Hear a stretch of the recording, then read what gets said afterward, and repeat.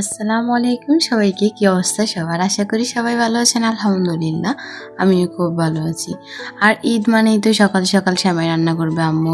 সেমাই খেয়ে বারান্দায় এসে দেখি গরুটাকে নিয়ে চলে যাচ্ছিল জবাই করার জন্য। জবাই করার সময় এখানে অনেক মানুষ থাকে, তাই আমি ওই সময় আসিনি। যখন সবাই চলে গিয়েছিল তারপর এসে দেখি এগুলাকে জবাই করা হয়ে গিয়েছিল। আর আমি খুবই কষ্ট পেয়েছিলাম এগুলাকে দেখে। তারপর দেখি আমার ছোট বোন গিয়েছিল ঈদে, সেখান থেকে আসার সময় আমাদের জন্য অনেক কিছু নিয়ে এসেছিল। এই ঈদে পাজি একা একা যায়নি, সাথে আমার আব্বু গিয়েছিল। আর এটাই হয়তো আমার আব্বুর সাথে কাটানো প্রথম ঈদ, কারণ আমি ছোটোবেলা থেকে কোনোদিনও আমার আব্বুর সাথে ঈদ করিনি, আমার মনেও পড়ছে না। কিন্তু পাজিয়া আমার থেকেও ভাগ্যবান, তাই পাজিয়া এত ছোট থাকতে আমার আব্বুকে কাছে পেয়ে যায় আর ঈদ করে নেয়। আমি তো এখন আর ঈদে যাই না, বাড়িতে বসে বসে আমার আম্মুকে কাজে সাহায্য করি। আমার আম্মু রুটি বানিয়েছিল, আমি একটু সাহায্য করেছিলাম। এদিকে দেখেন দাঁড়া কি পরিমাণ দাঁড়ালো হয়েছে। আমি এসে পড়ি দেখতে যে মাংস কতটুকু ফুটো হয়েছে। আমার আম্মু ওই দিক দিয়ে রুটি খোলাই দিচ্ছিল।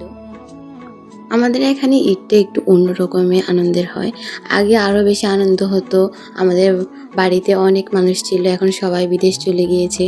তারপর আবার এখন আমার বোনটারও বিয়ে হয়ে গিয়েছিল, তাই মোটামুটি আনন্দ হয় যা আর কি। এই তো কথা বলতে বলতে দেখাই দিচ্ছিলাম যে আমাদের রুটি আর মাংস তৈরি করা হয়ে গিয়েছিল। খেতে খেতে প্রায় 3টা বেজে গিয়েছিল।